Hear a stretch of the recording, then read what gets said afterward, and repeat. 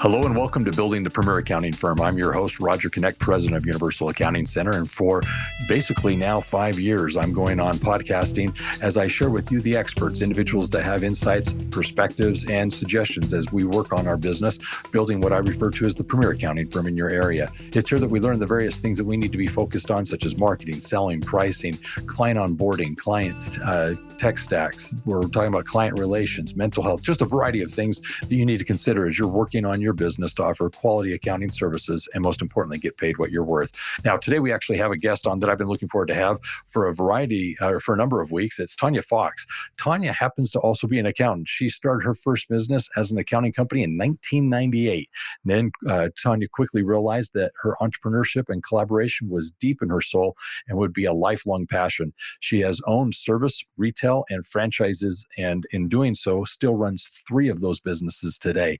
She spends her days helping business owners with her 5-step framework, learning how to repassion, grow through collaboration, and stop trading minutes for money so that they can go from waiting to break up their business to falling deeply in love with it again.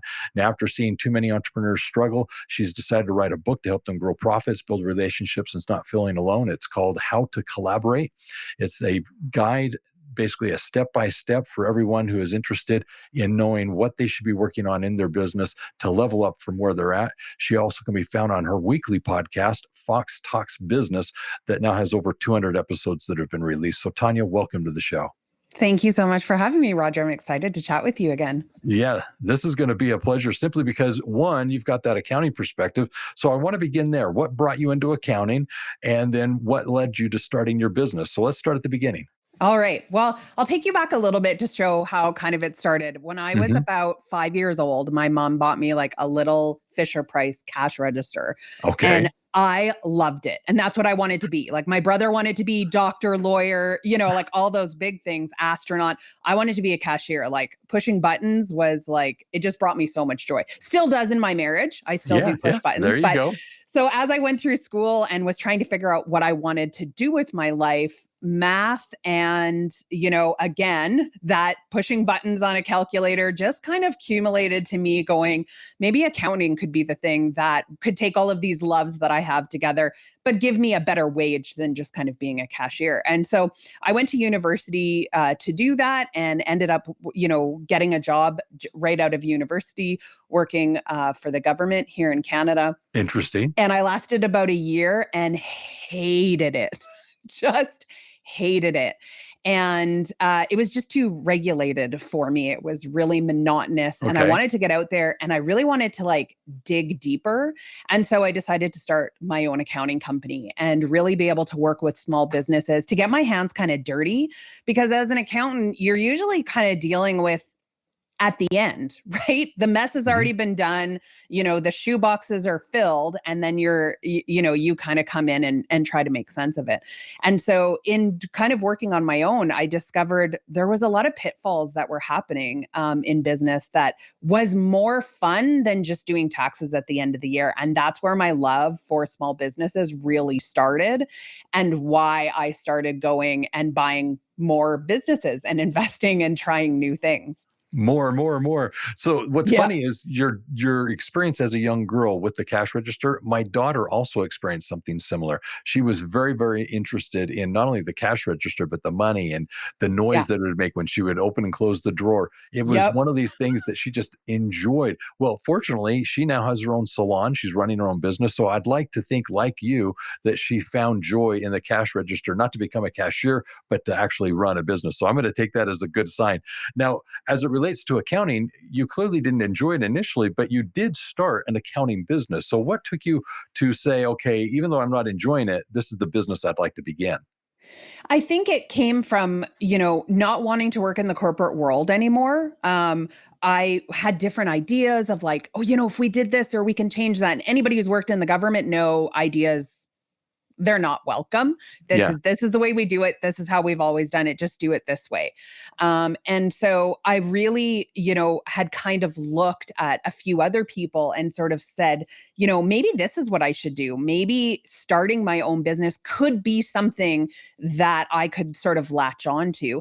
And the accounting, that's what I had my degree in. That's what I had my experience in. So for me, it made the most sense because I didn't come from an entrepreneurial family. So Wow. I didn't really have anybody to sort of latch onto and sort of say, how do I do this? I kind of just jumped in being young and impulsive and going, like, the worst that could happen, the worst case scenario is I lose everything and I have to go get a job as a cashier and I'm still living a dream. So either way, let's just go ahead and try it. And so it really was just kind of like, this is kind of what I know how to do. So this is what I'm going to do. And that the accounting company still is one of the businesses I have today because it was my baby and I just can't give it up. But I'm not as in it as what I used to be.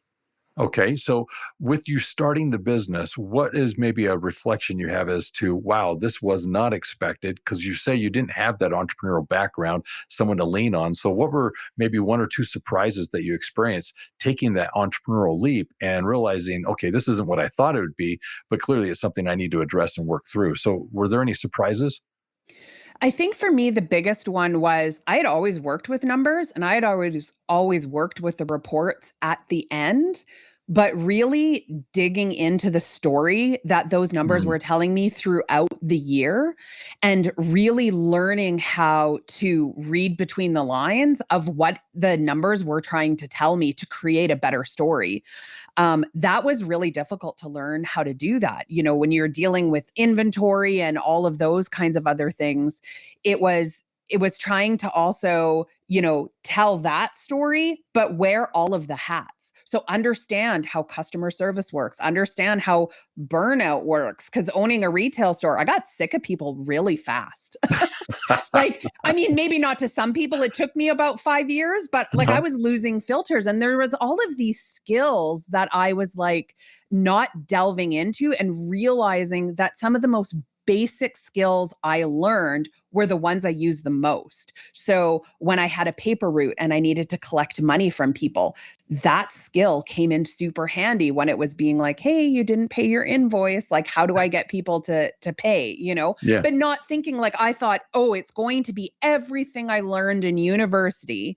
That's what's going to be what I implement. And I realized that the skills I used the most were nothing that that I spent tens of thousands of dollars on. It was all those soft skills that I learned, working at a hot dog stand, selling ice cream on a bike. Those were the skills that made me the most money. So in hindsight, I was like, I wish I would have, paid attention to that a little bit sooner and developed those kind of customer service skills more because accountants aren't known for being personable. Shame. Be honest.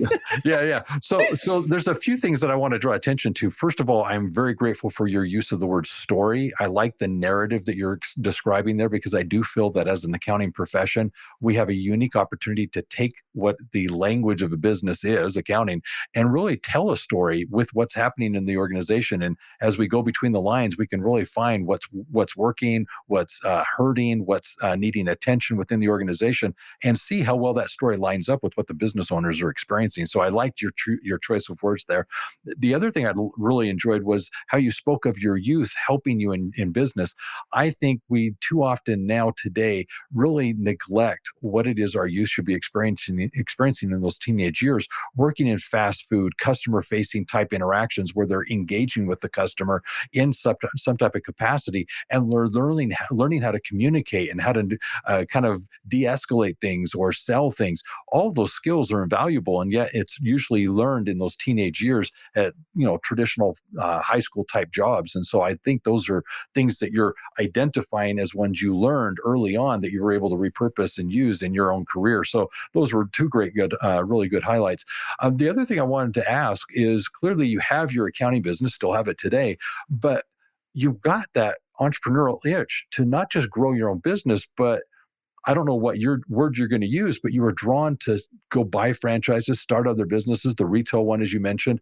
Why not just go deep in the accounting business? Because a lot of accounting business owners I'm familiar with, they get introduced to opportunities with their clients and they're invited in as shareholders and actually get involved in other ventures outside of accounting. And it's clearly something that you've experienced. So what drew you to say, okay, I'm going to take my eye off of growing the accounting business and actually work in these other companies?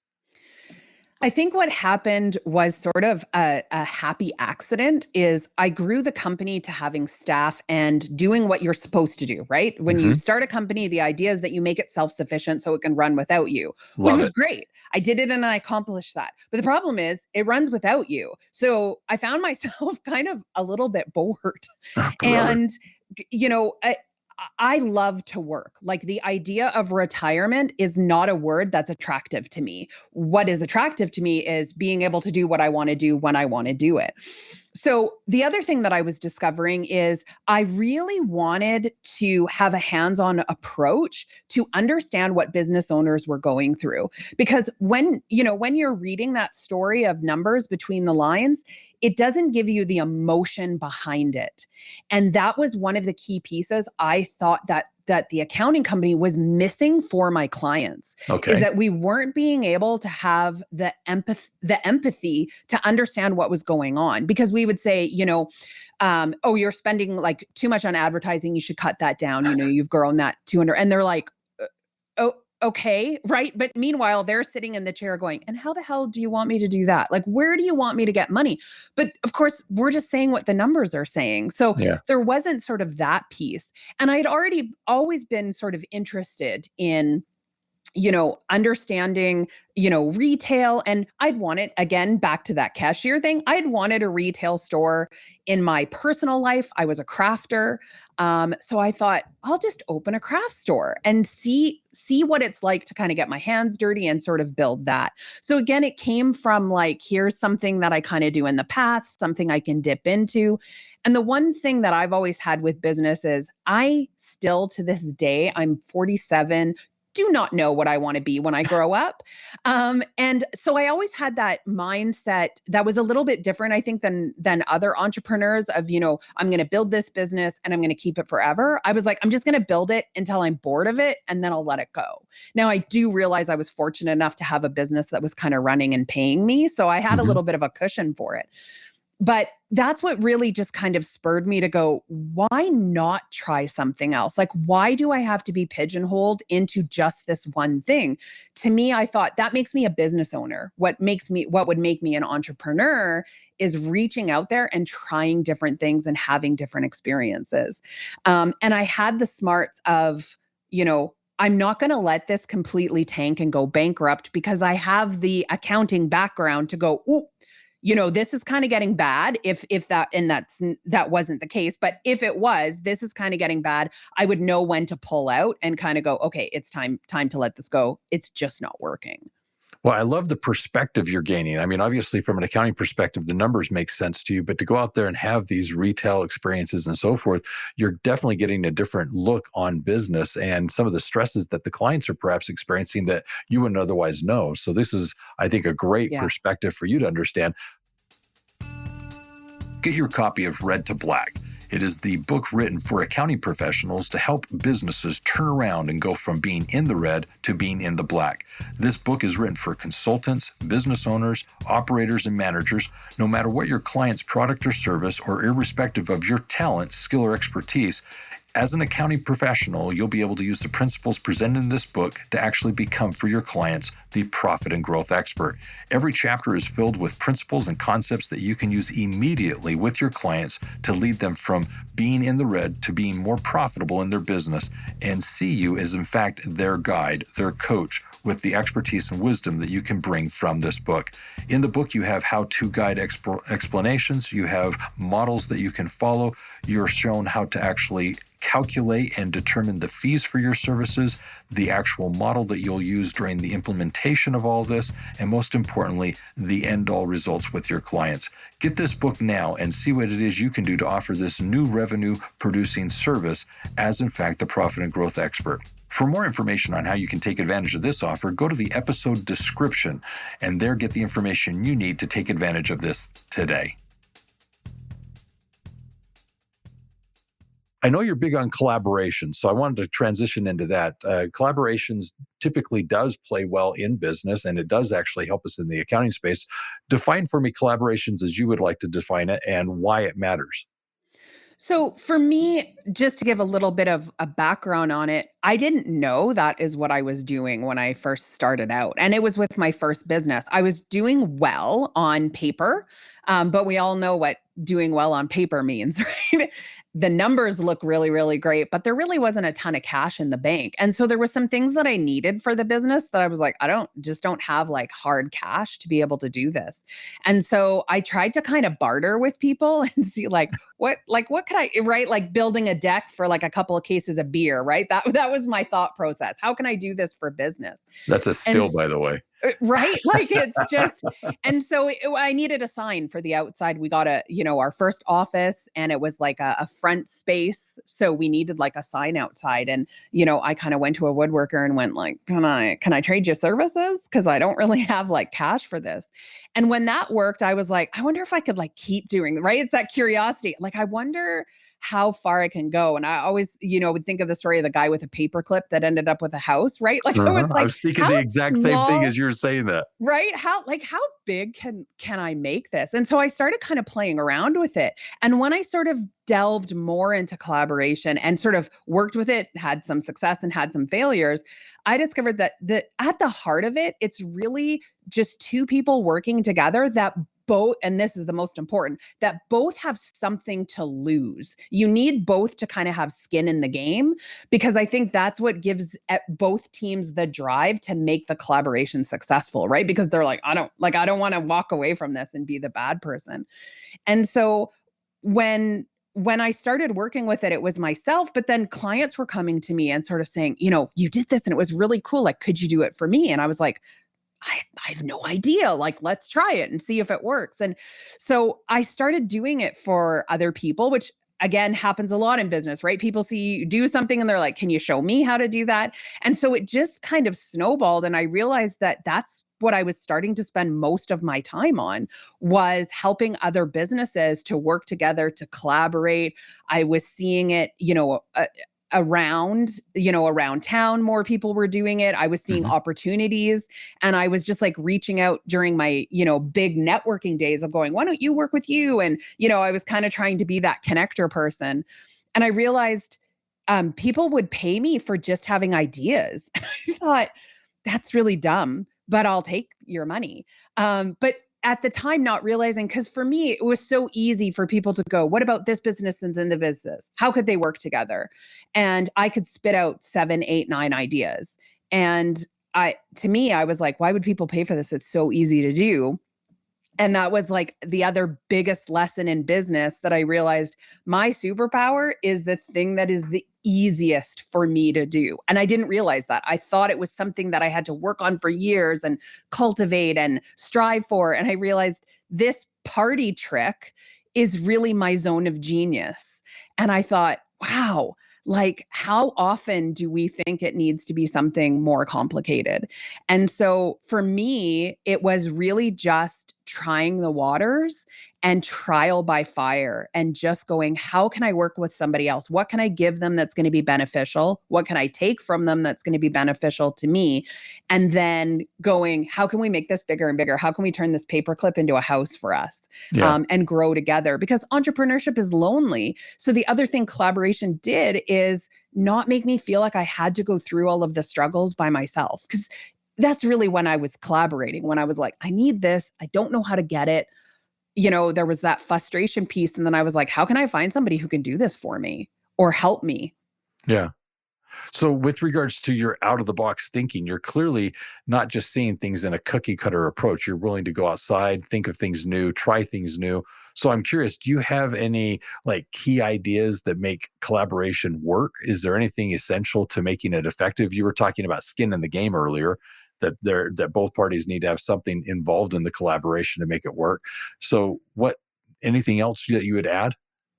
I would say so two things is not to be scared to go to somebody with an idea that you have. So what often, as I say, is like build a relationship. So if you're looking at another business and you're like, I really want to work with them.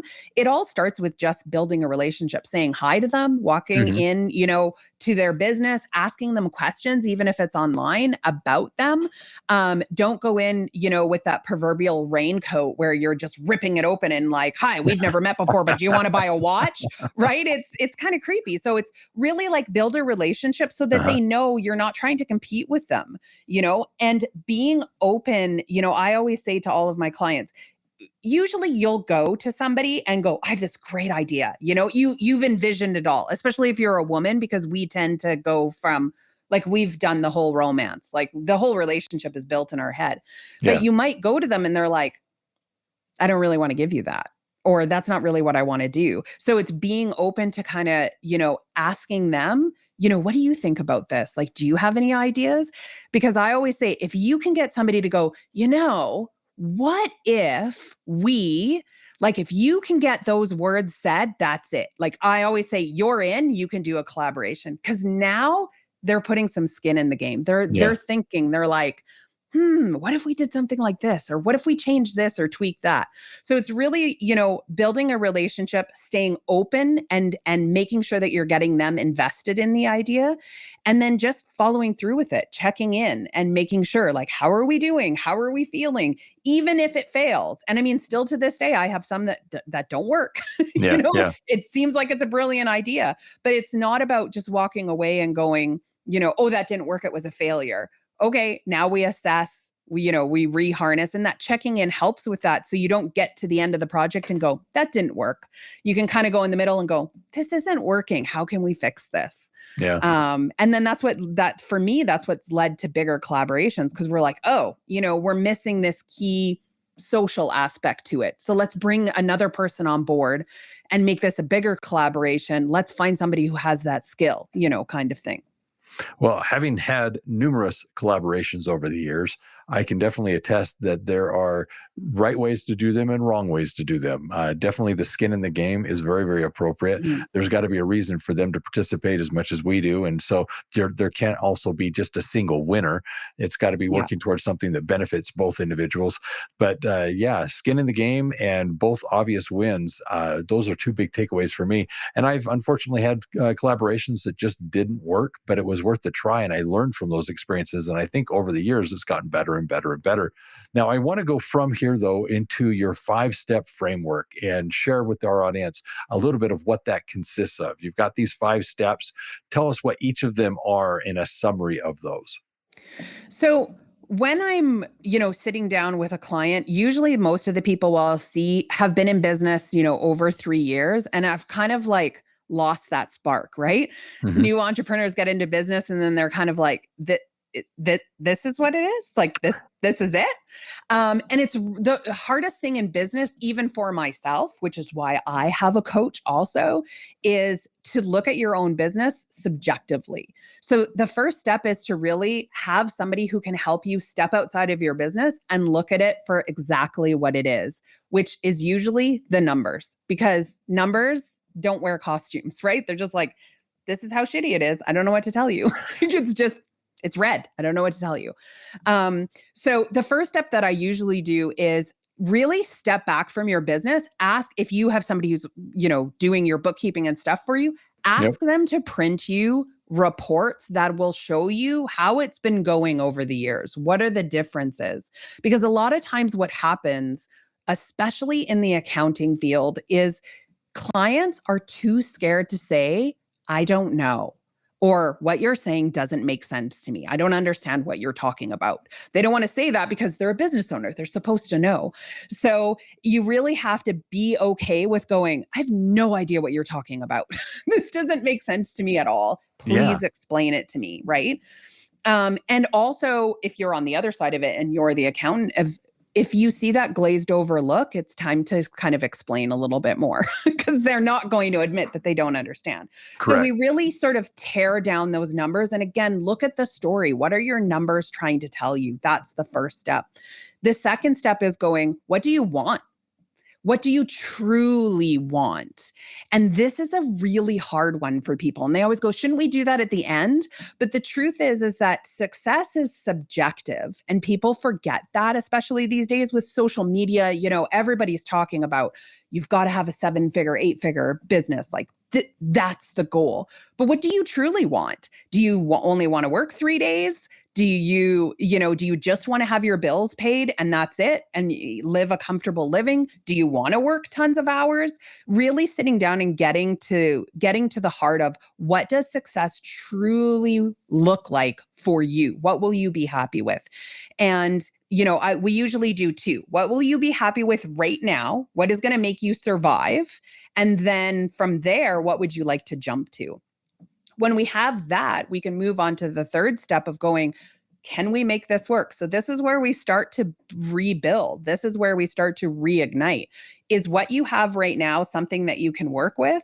Or is it time to close the door and try something else? Because sometimes a lot of people get stuck in businesses and then they have to stay because people go, but you started this, you can't walk away. And so sometimes people just need permission to go, it's okay to walk away. You can do something else. And like you were saying before, sometimes it's just a twist.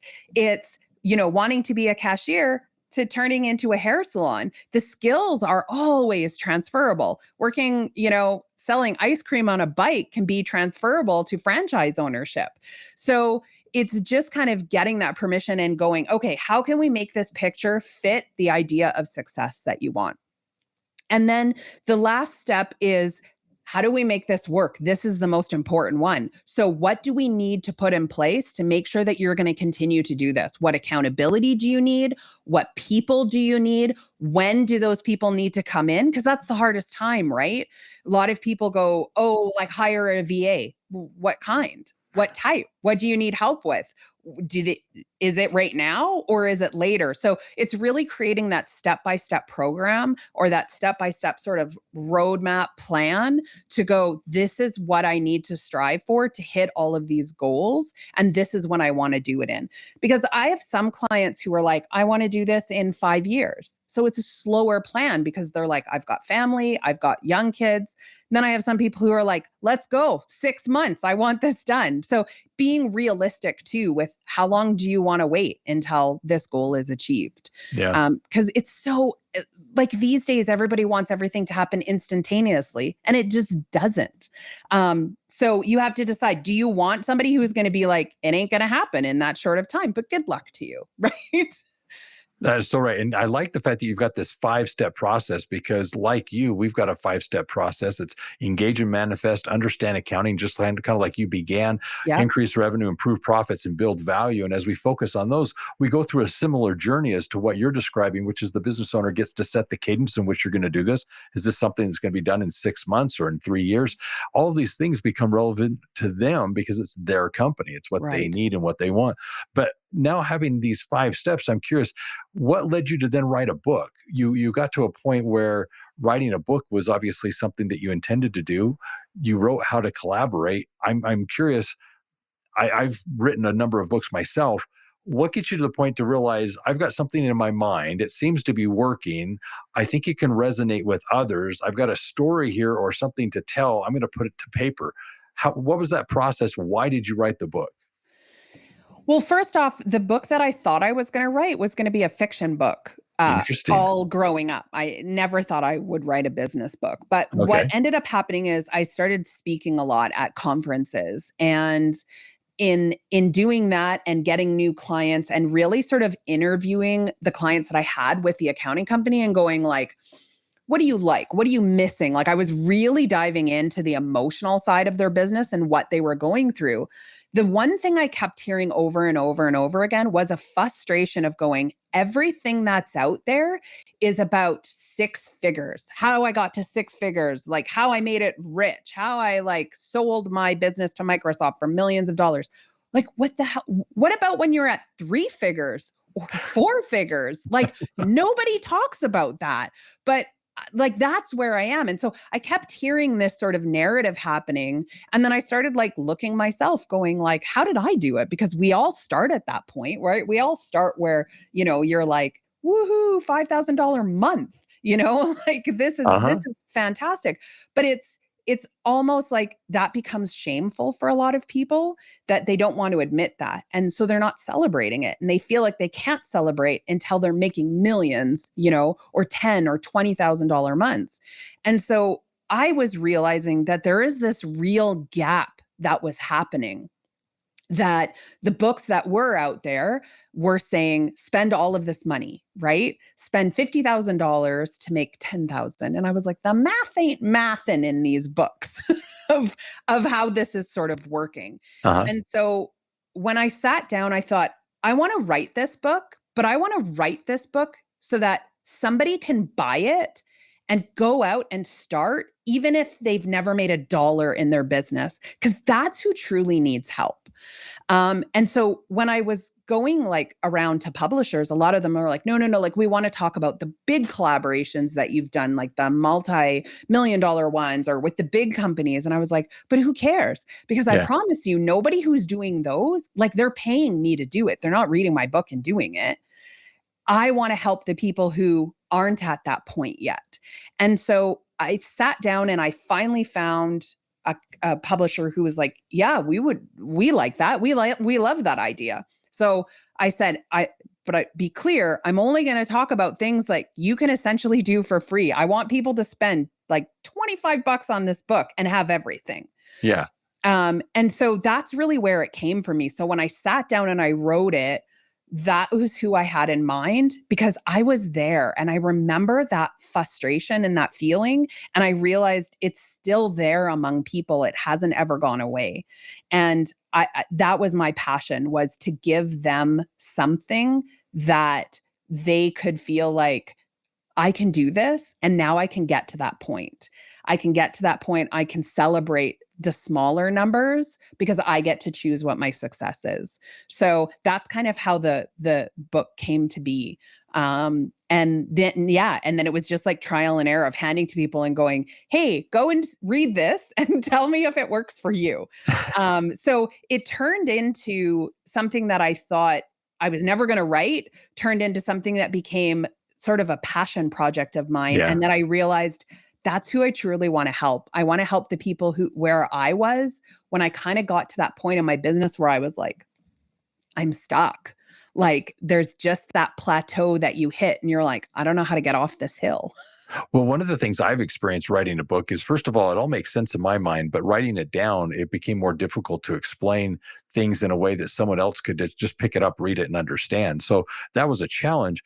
But one of the things that's fascinating to me is how long it took to write the book. I don't know what you experienced, but it took far longer to write the book and get it down in print to where I was happy with it than I expected. I thought it'd be, just a few weeks, maybe a few months, we'd be done with this. It took me over a year to go through this process. And so with my most recent book. So I'm curious, did it take you longer as well to write the book? It was about 2 years, the whole process from like first pen to paper, like to being published. Yeah. And I spent a lot of time, like where I live and where my office is in is kind of like a little cul-de-sac of a street. Okay. And everybody still to this day goes, oh, I saw you writing your book. Cause I would walk and talk it into my phone of like what my idea was, right? Cause I could talk faster than I could type. Yeah. So I spend a lot of times just like walking in a circle, kind of doing it. But it was a lot of like Post-it notes, like stuck to the wall, like you see in movies of going, does this make sense? Did I do this in the right order? Like there was a lot of questioning. And I went away to a writer's retreat. And one of the authors, she had written like 25 books or whatever. She just said, just publish it. It's your first book, just publish it. And I was like, no, but it's got to be perfect. And I got a trial and error. And she goes, no, just publish it. She was like, there'll be errors, there'll be mistakes, people will find them, you'll be able to talk about them. But she's like, stop worrying about it so much. Because she says, whenever I've done multiple edits, that's when I water down the content too much. So she's like, if you want it to be a conversation, make it sound like a conversation, make it sound like you. And I was like, oh, okay, I'm not too sure. I questioned it a little bit, but at the end I realized, that's just what I need to do, because I can always write a second one and then go, oh, that was just the first one. Like it was very true. I got too stuck in my head, right? Of going like, what are people going to think about this? But I realized I just need to be passionate about it. and just put my heart into it, and then it'll reach the right people. Yeah. Well, in today's world, everyone has an opinion. So that's first of all where you Exactly. need to start. And the second thing is it's inevitable. Whenever you publish the book, there's always going to be something that you've done. It's something spelt wrong. It's something grammatically incorrect. I mean, it's interesting. Every book has it. I Yeah. do have fewer ones now, but nonetheless, they still happen. Yeah. Learn the turnkey process for starting and building a successful accounting business. It's in this course that you'll actually experience 4 specific trainings. Part 1, your business plan, everything you need to know to get started. Part 2, how to price your services, the pros and cons of different methods and the best way to price your services that are both profitable and professional. Marketing and selling your services so that you can actually be top of mind, but more importantly, how to actually be seen as a trusted strategic advisor.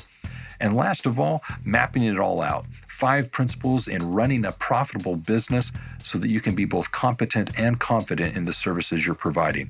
Learn now what it is you can be doing to start and build your own successful accounting, bookkeeping, or tax business.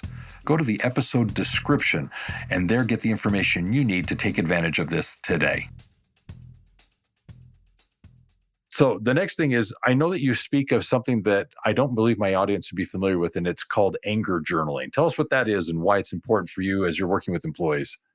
So that's a fun story how that started. So I got into this phase, which I think a lot of entrepreneurs can relate with, where I started being like a conference hog. Like I started going to like every conference and every self-help thing, and Yeah. sitting at the last one. I think I had been to 10 in 1 year, and they were like, "Okay, what I want you to do now is I want you to sit down. I want you to write 100 things that make you happy." And I was like, if one more person tells me to write shit that I'm happy about, like I'm going to choke somebody, right? Because it wasn't helping me solve what was going on, right? We were having a lot of, there was a lot of frustration with the employees, and there seemed to kind of be like bickering going on. And I couldn't figure out what was happening with my team.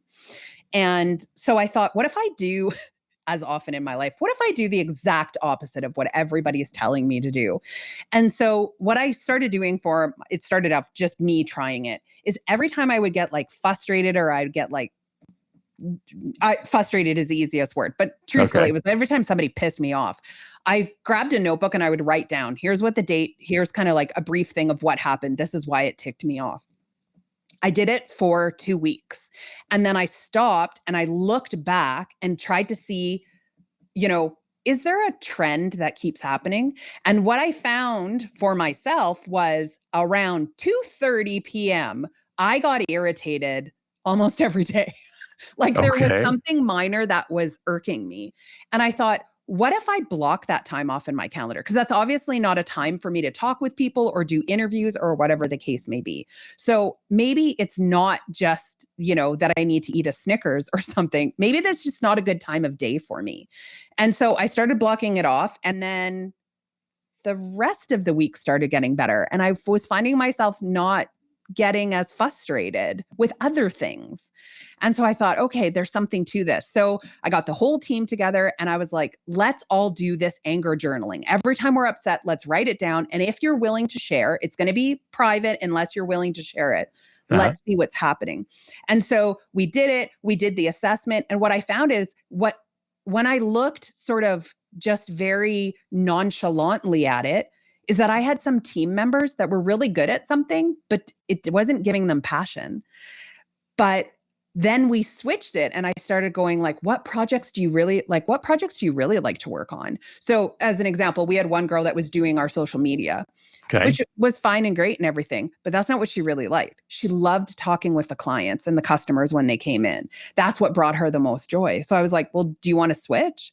So, and then it just worked out that the person who was on reception at the time really wanted to do social media. So I was like, why don't you two switch for a week and see what's going on? And so by delving into where the frustration or where the anger was coming from in the teams, we were able to go, this is such a simple fix. They're just doing something that doesn't make them passionate. So let's move them to something else. And what also it did too, is it brought us all closer together, because sometimes we would laugh, like she would be like, on Tuesday, like one of the guys was like, on Tuesday, somebody ate my piece of cake. Really, so we would have some funny things that we were all getting connected together, but it was helping us to collaborate and understand what these little idiosyncrasies everybody sort of in the office had. So we were helping, right? Like nobody was eating anybody else's cake anymore. Somebody said, I feel like I'm always just picked on as stuff that I do wrong. So it allowed me as a leader to go, okay, we need to make sure that as many times as we're like, hey, you kind of messed this line up, we also need to go, oh my God, like we're going to create a board of like things people did that were amazing. And so it opened our eyes to realizing the positivity that we needed to start creating. And so it was really beneficial to kind of go the opposite way and go, let's look at this. Now, we didn't stay stuck in it. We don't do it every single day because that would just leave us stuck in the anger. But for a short term, it really helped to go, what is going on? And sometimes it was silly and sometimes it was stuff that, needed more. We lost a team member over it because we realized they just weren't a fit and they were causing a lot of strife among everybody else, but nobody was saying anything. So it just, I think, really gives you an opportunity to sort of sit down with your team and assess what's going on, or even with yourself personally as a leader to go, is it one person? Is it one situation? Is it one client that's causing it? We also fired a client once because we do this, once or twice a year, and realizing this client wasn't a fit anymore because they stressed everybody out. So I was like, it's just not worth it at the end of the day. We're going to let them go. Very good. Well, one of the things I'm drawing from this is you clearly spoke of having the right people in the right positions. That's kind of back to the old analogy of, do you have the right people on the bus and are they in the right seats? Right. Then the other thing that I thought you were really good at is, as you're journaling, even though it was kind of anger related, as you go through that process, I think you actually can self-identify things that are your answers. It's that epiphany that comes just because of the exercise that you're going through, just because you're now removing yourself from the situation and you're having to articulate it, explain it.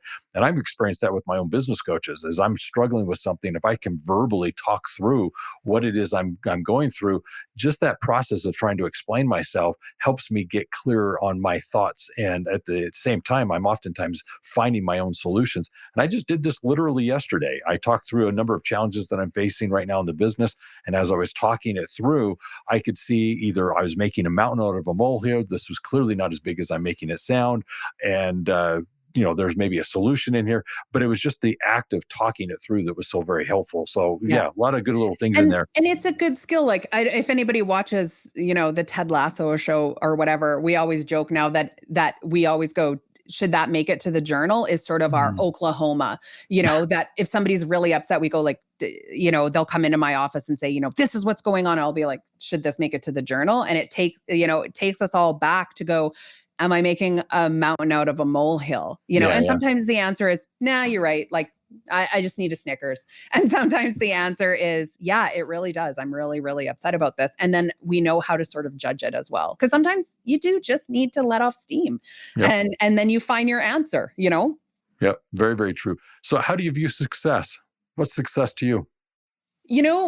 I love this question because it changes so often. So if I may, I'll just give a little short. When I first started my business, success was making millions. That's really what it was. Okay. And once I hit that goal, I realized that when I was there, it was a lot of work. It was a lot of work and it was a lot of time. So when I sort of restructured business, I thought, can I change my view of success? And I was starting a family at that time.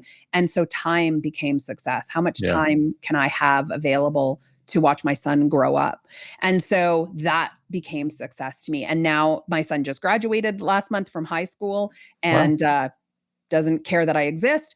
So now I'm back into like, okay, like now I want to grow. Now I want to be able to take summers off. I only want to work 3 days a week. So for me, success is just really sitting down and go, like, what do I want to do? For me, it really comes down to, how do I want to spend my life when I'm not sitting at my desk? And when I am sitting at my desk, what fuels me? Because there will always be those moments where you have to do stuff like filing or customer service or collections or whatever the case may be. But I always make sure now that I look at it and go, how often do I want to do that? And how can I make that happen? So right now, for me, success is helping as many business owners as I can not feel like 5 figures isn't enough. I want to find those people, and I want to go with pom-poms and streamers and balloons and be like, if it's enough for you, it's enough. Because I think we need to do that more, especially when we're higher up in business. I think we need to remind people that everybody starts somewhere and you have to celebrate. Because if you're not celebrating now, you're going to forget to do it later. And then what did you do it all for? Well, that's one of the things I'm guilty of. I'm very slow to celebrate. And honestly, it's something that I struggle with because I'm on to the next thing. It's kind of hard to pause and say, oh, okay, we did do this well. Let's celebrate it. Well, I'm usually finding that out a week or so or a month later. And it's like, oh, that was a great month. Well, we're in the middle of this one. Let's keep going. So celebrating is a big thing. So I calendar it. I did make it intentional. It's deliberate. It's something that I purposely try to put into my life simply because there's a lot to celebrate. There's so much to be grateful for, but I sometimes just get caught up in so many of the various things I'm involved in. So I'm intentionally stepping back and being able to celebrate things with friends, family, coworkers. And yeah, I couldn't agree with you more. That's really good.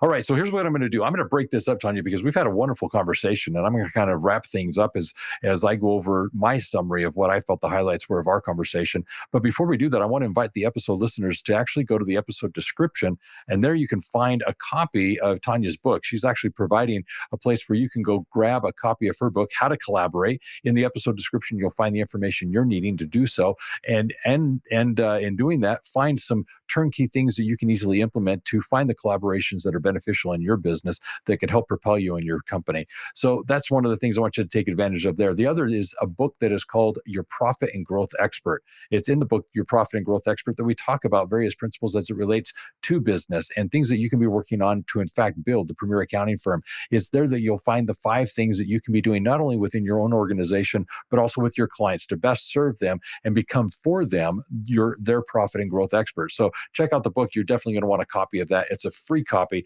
so get it now.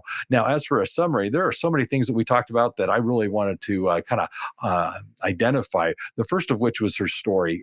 Coming into entrepreneurship is clearly a challenge for a lot of people. It's something that they don't expect. And she didn't have that experience of being an entrepreneur before until she could clearly reflect back to when she was in her youth, not only just playing with the cash register, but more importantly, being a teenager and selling the ice cream from the bike and so forth. It's there that she acquired a number of the skills that she was later able to use. And I'm happy that she was able to identify the source of those, because I'm very much a proponent of getting those types of jobs in those teenage years. I think it's phenomenal and it's foundational. The other thing that was very helpful is she spoke of thinking outside of the box, those collaborative opportunities, finding places with other businesses and so forth that we can work together and work towards a common goal. But the 2 things that were essential to make that work is there needed to be skin in the game from both parties and a clear win for each individual. Those things were, I think, essential in the experiences I've had as it relates to collaboration, and something that I would definitely take as a takeaway from all of this.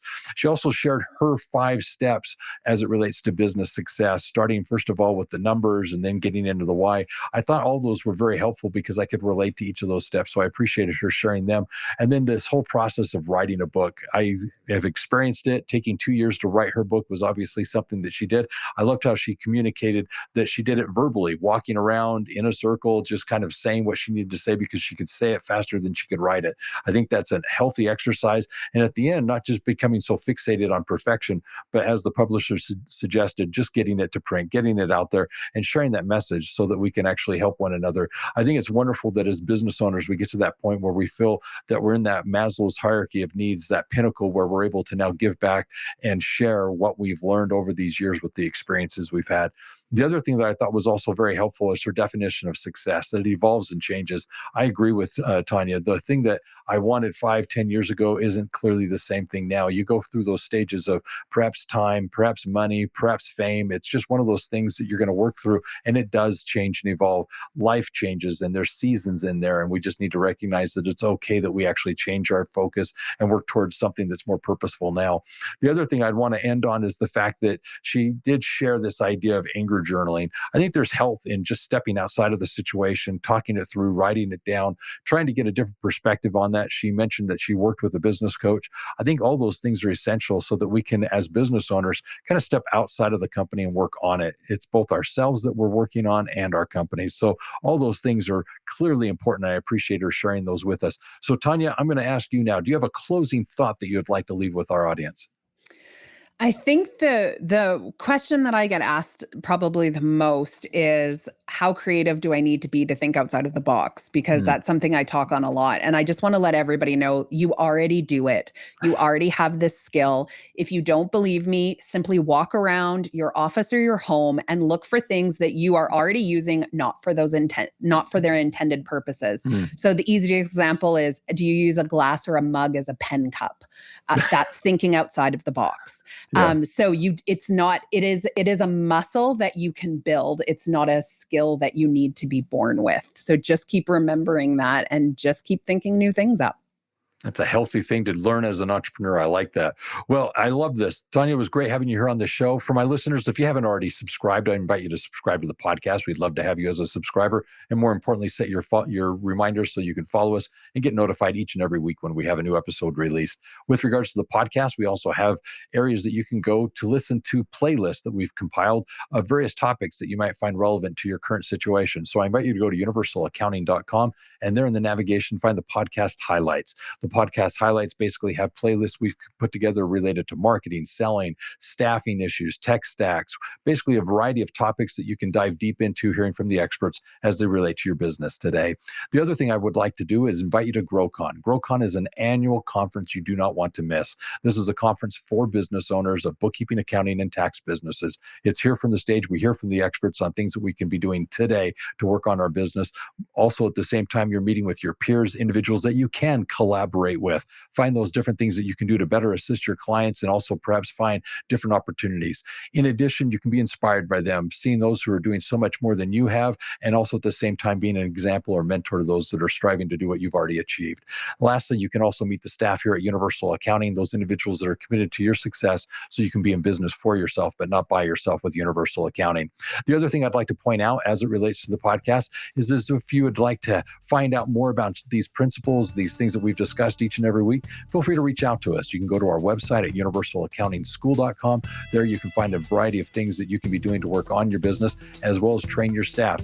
Additionally, you can give us a phone call. You can reach us at 801-265-3777. So do take care, be safe out there, and always remember this: if it's about accounting, it is universal.